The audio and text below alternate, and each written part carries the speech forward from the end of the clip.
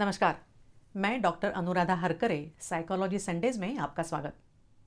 पिछले साल अधिकांश लोगों ने अपने परिवार के साथ घर पर मिले समय का आनंद लेते वर्क फ्रॉम होम किया, रेसिपीज़ बनाई, दोस्तों रिश्तेदारों को फ़ोन किए, फिल्में देखी, सीरियल्स देखी और धीरज बांधकर दुनिया पर मंडरा रहे संकट का सामना किया। खतरा कम हो रहा है ऐसा लगने से पहले ही अधिक उग्र रूप धारण कर फिर से सामने खड़ा हुआ और देखते ही पूरा माहौल बदल गया। दुर्भाग्य से कई लोगों के लिए व्हाट्सएप के मैसेजेस भावपूर्ण श्रद्धांजलि में बदल गए और एक अजीब सी चिंता और टेंशन महसूस होने लगी। आज तक हमने ऐसी सामूहिक नकारात्मकता कभी अनुभव नहीं की थी। यह नकारात्मकता कोरोना की तरह फैल रही है। लगता है कहीं मानसिक बीमारी की ये महामारी न बन जाए। बीमारी के बजाय बीमारी के बारे में सोचने से ही टेंशन हो रही है। बेशक थोड़ी टेंशन नेचुरल है और थोड़ी उचित भी, क्योंकि उससे अपना मन और शरीर भविष्य के लिए तैयार रहता है। हम जैसे नकारात्मक सोच सकते हैं वैसे सकारात्मक भी सोच सकते हैं, पर हर जगह अशांति और ये अनदेखे डर का माहौल पर सकारात्मक बने रहना बहुत मुश्किल है। फिर भी अपना मनोधैर्य बनाने के लिए हमें सकारात्मक रहना ही पड़ेगा। मनुष्य मूल रूप से अकेले रहना पसंद नहीं करता और यही करने के लिए कोरोना ने हमें मजबूर किया है। अकेला रहना घातक तो है ही, इसलिए पुराने जमाने में सजा के रूप में एकांतवास का उपयोग होता था। फिलहाल कल क्या होगा ये डर और अपनों को ना मिलने का दुख, तो अब क्या कर सकते हैं? इसका पहला उपाय है सोशल कनेक्ट। इस अकेलेपन में कनेक्ट बनाए रखने के लिए इंटरनेट की मदद से वीडियो कॉल्स के जरिए वर्चुअल ही सही पर एक साथ कॉफ़ी, खाना, खेल, गप्पे, फंक्शंस हम एंजॉय कर सकते हैं और दुनिया में कहीं भी रहते हुए अपनों के साथ जुड़े रहने की कोशिश कर सकते हैं। यदि हम कोरोना की न्यूज़ देखना बंद करें तो लगेगा कि कोरोना खत्म हो गया।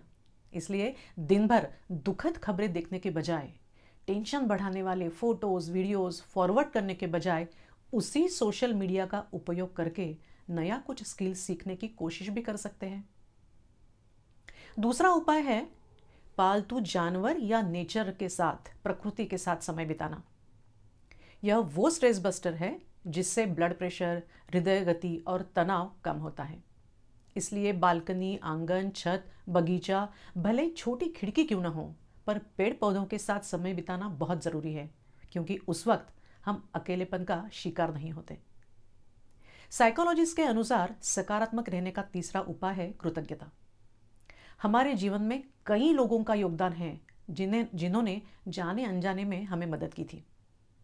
रिसर्च बताता है कि उन सभी के लिए आभार की भावना यदि हम रखते हैं तो सकारात्मकता बढ़ती है। हमारे जन्म के समय मौजूद डॉक्टर से लेकर कोरोना के समय अपनी जान जोखिम में डालने वाले डॉक्टरों तक, हमारा हालचाल पूछने वाले फ्रेंड से लेकर क्षणिक खुशी देने वाले इस चिड़िया तक, सभी के प्रति आभार व्यक्त करने से पॉजिटिविटी बहुत बढ़ती है। हम आज का सुबह का सूरज देख पाए इसका आनंद उठाना होगा, क्योंकि हर किसी को नई सुबह नसीब नहीं होती।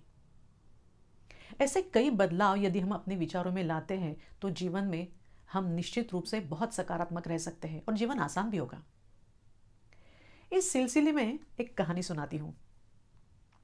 एक शाम पार्टी के लिए बहुत से लोग रेस्टोरेंट में आते हैं और थोड़ी देर के बाद रेस्टोरेंट का मुख्य रसोइया वहां पे आता है। कहता है, आज जो खीर बनाई है उसमें गलती से कंकर आया है, इसलिए मैं सबकी माफ़ी चाहता हूँ।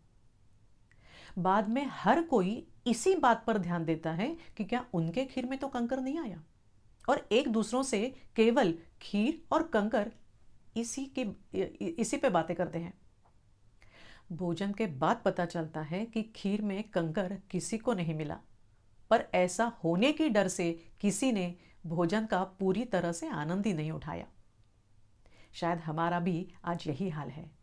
कल कोरोना हुआ तो इस डर से हम आज खुशी से नहीं जी पा रहे। अर्थात यह चिंता स्वाभाविक है और थोड़ी उचित भी, लेकिन बताए गए नियमों का पालन करके, अपनी जिम्मेदारी समझ के आज का दिन जीने का आनंद हम उठा सकते हैं। एक दूसरे का ख्याल रखते हुए यह मुश्किल दौर भी निकल जाएगा। लेकिन हमारे आसपास ऐसे कई परिवार हैं जिन्होंने नौकरी गंवाई, अपने व्यवसाय खो दिए। कई लोगों ने कोरोना के कारण अपनों को भी खोया है। उनकी दुख की तो कोई सीमा नहीं। दुख की इस भावना के बारे में देखेंगे अगले हफ्ते।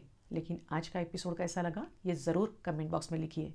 मिलते हैं अगले रविवार साइकोलॉजी संडेज में। और हाँ, इस वीडियो को देखने के लिए धन्यवाद।